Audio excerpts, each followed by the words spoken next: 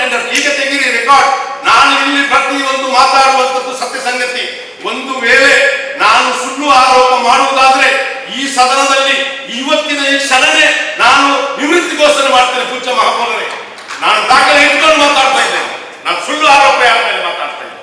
ಇವತ್ತು ನೋಡಿ ಏನು ಅನಾಹುತ ಆಗ್ತದೆ ಅಂತ ಹೇಳಿದ್ರೆ ಭ್ರಷ್ಟಾಚಾರದಲ್ಲಿ ಮುಳುಗಿದೆ ಅಂತ ಪರಿಸ್ಥಿತಿ ನಮ್ಮ ಕಾರ್ಪೊರೇಷನ್ಗೆ ಬಂದು ಹೋಗಿದೆ. ಇವತ್ತು ಯಾವ ರೀತಿಯಲ್ಲಿ ಭ್ರಷ್ಟಾಚಾರ ನಡೀತದೆ ಅಂತ ಹೇಳಿ ಇದರ ಉದ್ದೇಶ ಏನಾಗಿರ್ತದೆ? ಎಕ್ಸ್ಪೀರಿಯನ್ಸ್ ಇದ್ದಾನೆ, 30 ವರ್ಷದಿಂದ ಕೆಲಸ ಮಾಡ್ತಾ ಇದ್ದಾರೆ. ಆಗು ಹೋಗುಗಳ ಬಗ್ಗೆ, ಕಾರ್ಪೊರೇಷನ್ ಆಗು ಹೋಗುಗಳ ಬಗ್ಗೆ ಎಲ್ಲ ಗೊತ್ತಿದೆ. ಗೊತ್ತಿದ್ದವರಿಗೆ ಎಸ್ಸಿ ಚಾರ್ಜ್ ಮಾಡುವುದಿಲ್ಲ. ಯಾಕಂದ್ರೆ ಇದೆ ಅಂತ ನಮ್ಮನ್ನು ಕತ್ತೆಯಲ್ಲಿ ಇಟ್ಟು ಇಲ್ಲಿ ಕಮಿಷನರ್ ಬಂದ ತಕ್ಷಣ ಏನ್ ಮಾಡಿದ್ರು? ಈ ಟೆಂಡರ್ 1 ಲಕ್ಷದ ನಂತರ ಈ ಟೆಂಡರ್ ಅಂತ ಹೇಳಿ ಆರ್ಡರ್ ಮಾಡಿದ್ರು.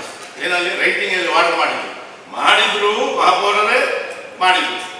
ಹಾಗಾದ್ರೆ 164 ಕೋಟಿ ರೂಪಾಯಿ ಸ್ಯಾಂಕ್ಷನ್ ಮಾಡಿದ್ದು ಯಾರು ಮಹಾಪೌರರೇ? ಯಾರೊಬ್ಬ ಕ್ಲಾರ್ಕ, ಒಬ್ಬ ಜೇಯ ಅಲ್ಲ, ಕಮಿಷನರ್ನ PN. ಯಾರು ಸ್ಯಾಂಕ್ಷನ್ ಮಾಡಿದ್ದು? ಯಾರು ಸ್ಯಾಂಕ್ಷನ್ ಮಾಡಿದ್ದು? ಕಮಿಷನರ್ ಆಗುದು ಅಲ್ವಾ? ಅವರಿಗೆ ಒಂದು ಕಮಿಷನರ್ ಆದವರಿಗೆ 164 ಕೋಟಿ ರೂಪಾಯಿ ಸ್ಯಾಂಕ್ಷನ್ ಮಾಡುವಾಗ ಅವರಿಗೆ ಗೊತ್ತಿಲ್ವಾ ಬಜೆಟ್ 60 ಲಕ್ಷ ರೂಪಾಯಿ 60 ಕೋಟಿ ರೂಪಾಯಿ ಮಾತ್ರ ಇರುವುದು ಅಂತ ಹೇಳಿ? ಆಡಳಿತ ಯಾವ ಪಕ್ಷ ಆಡಳಿತ ಮಾಡುತ್ತಿದ್ರು, ಆಡಳಿತ ವರ್ಷ ಪ್ರತಿಪಕ್ಷ ಅವರನ್ನು ವಿಶ್ವಾಸಕ್ಕೆ ತಗೊಂಡು ಜೊತೆಯಾಗಿ ನಗರದ ಜನತೆಯ ಅಭಿವೃದ್ಧಿಗಾಗಿ ಶ್ರಮ ಪಟ್ಟಿದ್ದಾರೆ. ಈ ಕಾರ್ಪೊರೇಷನ್ ಕಟ್ಟಲಿಕ್ಕೆ ಬೇಕಾದಷ್ಟು ಅಧಿಕಾರಿಗಳು ಸಹ, ನಮ್ಮ ಪ್ರತಿನಿಧಿಗಳು, ಕಾರ್ಪೊರೇಟರ್ಗಳು ಎಲ್ಲರೂ ಶ್ರಮ ಪಟ್ಟಂತ ಶ್ರಮ ಇದೆ ಈ ಕಾರ್ಪೊರೇಷನ್. ಇವತ್ತು ಈ ಕಾರ್ಪೊರೇಷನ್ ಆಗಬೇಕಂದ್ರೆ ಎಲ್ಲರ ಸಮಸ್ಯೆ ಆಗಿದೆ ಹೊರತು ಅದರಷ್ಟೇ ಆಗಲಿಲ್ಲ. ಇಲ್ಲಿ KS ಅಧಿಕಾರಿಯಿಂದ IS ಅಧಿಕಾರಿ ತನಕ ನಾವು ನೋಡಿದ್ದೇವೆ ಈ ಸದನದಲ್ಲಿ. ಅಂತ ಕಮಿಷನರ್ ಆಗಿ ಬಂದಿದ್ದಾರೆ. ಇವತ್ತಿನ ಇತ್ಯಾದಿನ ಈ ದಿವಸದಲ್ಲಿ ಬಹಳಷ್ಟು ಸಮಸ್ಯೆಗಳನ್ನು ನಾವು ಎದುರಿಸ್ತಾ ಬರ್ತಾ ಇದ್ದೇವೆ. ಪೂಜ್ಯ ಮಹಾಪೌರರೇ, ಇವತ್ತು ಈ ಆಡಳಿತ ಇಲ್ಲಿ ಏನಾಗ್ತದೆ ಅಂತ ಹೇಳಿ ನಮ್ಗೆ ಅರ್ಥ ಆಗ್ತಾ ಇಲ್ಲ. IS ಆಫೀಸರ್ಗೆ ಕಮಿಷನರ್ ಆಗಿದ್ರು. ಈ ನಮ್ಮ ಇವರು ಅಕ್ಷಯ ಸಿರಿದರು ಒಂದು 2.5 ವರ್ಷ 3 ವರ್ಷ ತನಕ, ಹತ್ತಿರ 3 ವರ್ಷ ತನಕ ಇಲ್ಲಿ ಕಮಿಷನರ್ ಆಗಿದ್ರು. ಒಂದು ಸಿಸ್ಟಮೆಟ್ ಆಗಿ ಕಾರ್ಪೊರೇಷನ್ ಅನ್ನು ತಂದಿದ್ರು.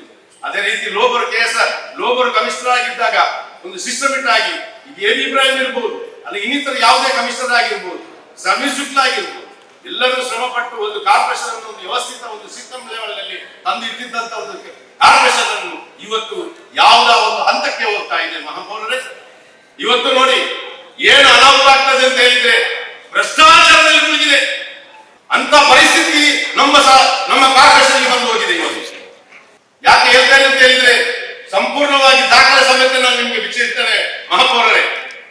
ಇವತ್ತು ನೋಡಿ ಜೇಗಳು 2 AWE 2 ಜೇಗಳು ಬಂದು 29 ದಿವಸ ತನಕ ಅವರಿಗೆ ಚಾರ್ಜ್ ಕೊಡಲಿಲ್ಲ. 29 ದಿವಸ ತನಕ ಅವರಿಗೆ ಚಾರ್ಜ್ ಕೊಡಲಿಲ್ಲ. 29 ದಿವಸ ತನಕ ಕೂತ್ಕೊಳಿಸಿ ಅದರ ನಂತರ ಅವರಿಗೆ ಚಾರ್ಜ್ ಕೊಟ್ಟಿದ್ದಾರೆ. ಚಾರ್ಜ್ ಹೇಗೆ ಕೊಟ್ಟಿದ್ದಾರೆ ಗೊತ್ತಾ ಮಹಾಪೌರರೇ? ಒಬ್ಬ ಜೆಗೆ AWE ಚಾರ್ಜ್ ಮಾಡಿ 20 ವಾರ್ಡ್ ಕೊಟ್ಟಿದ್ದಾರೆ. ಒಬ್ಬ AWE 4 ವರ್ಷ ಎಕ್ಸ್ಪೀರಿಯನ್ಸ್ ಸರ್ವಿಸ್ ಮಾಡಿದಂತ ಒಬ್ಬ AWEಗೆ 4 ವಾರ್ಡ್ ಕೇವಲ. ಅದು 29 ದಿವಸ ಕೂತ್ಕೊಳಿಸಿ ಚಾರ್ಜ್ ಕೊಡದೆ ಸತಾಯಿಸಿ ಇದು ನಮ್ಮ ಅವಸ್ಥೆ. ಇದು ವ್ಯವಸ್ಥೆ ಇವತ್ತಿನ. ಇದು ಆಡಳಿತದ ಗಮನಕ್ಕೆ ಬರ್ತಾ ಇಲ್ಲ ಅಂತ ಗೊತ್ತಿಲ್ಲ ನನಗೆ. ಬರಬೇಕು. ಯಾಕೆ ಆಡಳಿತದವರು ಮಾತಾಡ್ತಾ ಇಲ್ಲ, ಯಾಕೆ ಇದ್ರ ಬಗ್ಗೆ ಗಮನ ಹರಿಸ್ತಾ ಇಲ್ಲ ಅಂತ ಹೇಳಿ ನಮ್ಗೆ ದೊಡ್ಡ ಒಂದು ಅನುಮಾನ ಇದೆ. ಏನೋ ಒಂದು ಸಂಶಯ ಆಗುತ್ತಾ ಇದೆ ನನಗೆ. ಇರ್ಲಿ. ಇನ್ನೊಂದು ವಿಚಾರ, ಒಂದು ಈ ಮಹಾನಗರ ಪಾಲಿಕೆಯಲ್ಲಿ ಒಬ್ಬ 20 ಸಾಧಾರಣ 30 ವರ್ಷದ ಮೇಲೆ ಈ ಮಂಗಳೂರು ಮಹಾನಗರ ಪಾಲಿಕೆಯಲ್ಲಿ JE ಆಗಿ AWE ಆಗಿ ಈ ಎಕ್ಸಿಕ್ಯೂಟಿವ್ ಇಂಜಿನಿಯರ್ ಆಗಿ ಸರ್ವಿಸ್ ಮಾಡಿದಂತ ಒಬ್ಬನಿಗೆ ಒಂದು SC ಚಾರ್ಜ್ ಕೊಡುವುದು ಬಿಟ್ಟು ಡೆಪ್ಯುಟೇಷನ್ ನಲ್ಲಿ ಬಂದಂತ ಪ್ರಭಾರಾಗಿ ಡೆಪ್ಯುಟೇಷನ್ ನಲ್ಲಿ ಬಂದಂತ ಅವರಿಗೆ SC ಚಾರ್ಜ್ ಎಕ್ಸ್ಪೀರಿಯನ್ಸ್ ಇಲ್ಲ. ನೋಡಿ ಒಂದು ಯಾವ ರೀತಿಯಲ್ಲಿ ಭ್ರಷ್ಟಾಚಾರ ನಡೀತದೆ ಅಂತ ಹೇಳಿ ಇದರ ಉದ್ದೇಶ ಏನಾಗಿರ್ತದೆ? ಎಕ್ಸ್ಪೀರಿಯನ್ಸ್ ಇದ್ದಾನೆ, 30 ವರ್ಷದಿಂದ ಕೆಲಸ ಮಾಡ್ತಾ ಇದ್ದಾರೆ. ಆಗು ಹೋಗುಗಳ ಬಗ್ಗೆ, ಕಾರ್ಪೊರೇಷನ್ ಆಗು ಹೋಗುಗಳ ಬಗ್ಗೆ ಎಲ್ಲ ಗೊತ್ತಿದೆ. ಗೊತ್ತಿದ್ದವರಿಗೆ SC ಚಾರ್ಜ್ ಮಾಡುವುದಿಲ್ಲ. ಪ್ರಭಾರ ಬಂದಂತ ಎಕ್ಸಿಕ್ಯೂಟಿವ್ ಇಂಜಿನಿಯರ್ ಪ್ರಭಾರ ಆಗಿ ಬಂದಂತ ಒಬ್ಬರಿಗೆ ಚಾರ್ಜ್ ಕೊಡುವಂಥದ್ದು ಇದು ನಿಜವಾಗಿ ಇಲಾಖೆಯಲ್ಲಿ ಇಲ್ಲ. ಇದು ಮೋಸ. ಇದು ಯಾವ ಉದ್ದೇಶವನ್ನು ಇಟ್ಟುಕೊಂಡಿದ್ದಾರೆ? ಇದರಲ್ಲಿ ಯಾವುದೇ ಒಂದು ಉದ್ದೇಶ ಇರಬೇಕಲ್ಲ. ಇಲ್ಲಿಗೆ ಯಾಕೆ ಕೊಡ್ಬೇಕು? ಈಗ ಮೊನ್ನೆ ಕಳೆದ ಕೌನ್ಸಿಲ್ ನಲ್ಲಿ ಇಲ್ಲಿ ಅಬ್ದುಲ್ ಲತೀಫ್ ಒಂದು ತಮ್ಮಲ್ಲಿ ಹೇಳಿದ್ರು, ತಮ್ಮ ವಿಮೋಚನಾ ಅಧಿಕಾರವನ್ನು ಉಪಯೋಗಿಸಿ ನೀವು ಅಭಿವೃದ್ಧಿ ಮಾಡಬೇಕು ಅಂತ. ಅಭಿವೃದ್ಧಿ ಕುಂಠಿತ ಆಗಿದೆ.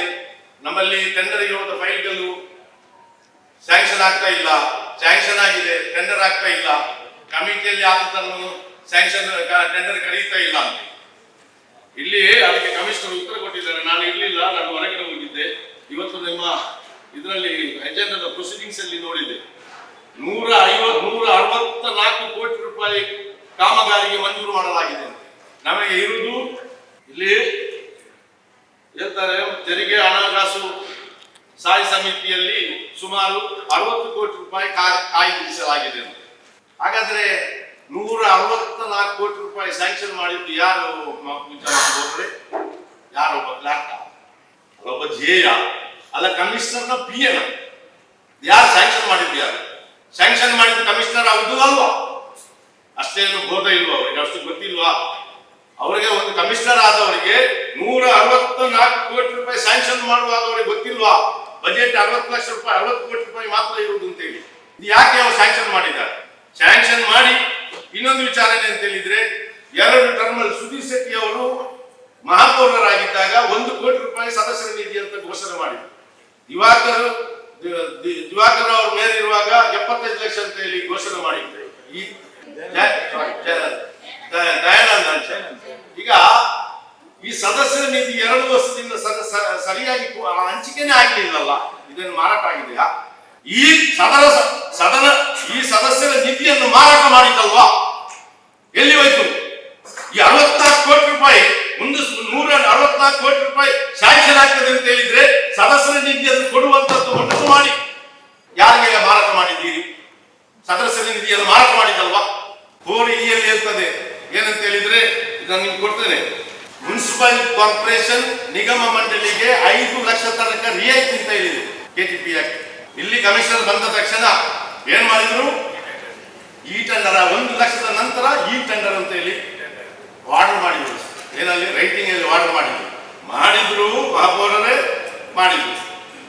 ಎಲ್ಲರೂ ಅದಕ್ಕೆ ತುಂಬಾ ಜನ ಆಡಳಿತ ಪಕ್ಷ ಪ್ರತಿಪಕ್ಷ ಎಲ್ಲರೂ ಅದಕ್ಕೆ ಕಮಿಷನರ್ ಹತ್ರ ಹೋಗಿ ಬಹಳಷ್ಟು ವಿರೋಧ ವ್ಯಕ್ತಪಡಿಸಿದ್ರು. ಮಾಡಬೇಡಿ, ತೊಂದರೆ ಆಗ್ತದೆ, ನಮಗೆ ಅಡ್ವಾನ್ಸ್ ಆಗಿ ಕೆಲಸ ಮಾಡ್ಲಿಕ್ಕೆ ಆಗ್ತಾ ಇಲ್ಲ, ಏನಾದರೂ ಸಮಸ್ಯೆ ಬಂದಾಗ ನಾವು ಎಮರ್ಜೆನ್ಸಿ ಕೆಲಸ ಮಾಡ್ತೇವೆ, ಮಾಡಬೇಡಿ ಅಂತ ಕೇಳಿಲ್ಲ.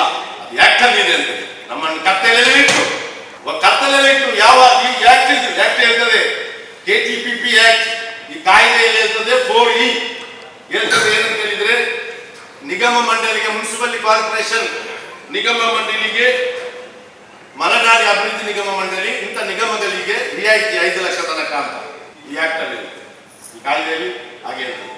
ಅದನ್ನು ಹಾಕಿ ಮಾಡಿ ಏನ್ ಮಾಡಿದ್ರು? ಈ ಟೆಂಡರ್ ಅಂತ ಕರೆದ್ರು, ವಾಟರ್ ಮಾಡಿದ್ರು, ಡ್ರಾಫ್ಟ್ಸ್ ಮನ್ಗೆ, ಜೈಗಳಿಗೆ, ಎಲ್ಲರಿಗೆ, ಎಕ್ಸಿಕ್ಯೂಟಿವ್ ಇಂಜಿನಿಯರ್ SCಗೆಲ್ಲ. ಅದರ ನಂತರ ಯಾರು ಹೋಗಿ ಅಲ್ಲಿ ಕರೆನ್ಸಿ ರೀಚಾರ್ಜ್ ಮಾಡಿದ್ರು ಅವರಿಗೆಲ್ಲ ಮ್ಯಾನ್ಯುವಲ್ ಟೆಂಡರ್ 5 ಲಕ್ಷ ತನಕ ಮ್ಯಾನ್ಯುವಲ್ ಟೆಂಡರ್. ಈಗ ತೆಗೀರಿ ರೆಕಾರ್ಡ್. ನಾನು ಇಲ್ಲಿ ಪ್ರತಿಯೊಂದು ಮಾತಾಡುವಂಥದ್ದು ಸತ್ಯ ಸಂಗತಿ. ಒಂದು ವೇಳೆ ನಾನು ಸುಳ್ಳು ಆರೋಪ ಮಾಡುವುದಾದ್ರೆ ಈ ಸದನದಲ್ಲಿ ಇವತ್ತಿನ ಈ ಕ್ಷಣನೇ ನಾನು ನಿವೃತ್ತಿ ಘೋಷಣೆ ಮಾಡ್ತೇನೆ. ಪೂಜ್ಯ ಮಹಾಪೌರರೇ, ನಾನು ದಾಖಲೆ ಇಟ್ಕೊಂಡು ಮಾತಾಡ್ತಾ ಇದ್ದೇನೆ. ನಾನು ಸುಳ್ಳು ಆರೋಪ ಯಾರ ಮೇಲೆ ಮಾತಾಡ್ತಾ ಇದ್ದೇನೆ?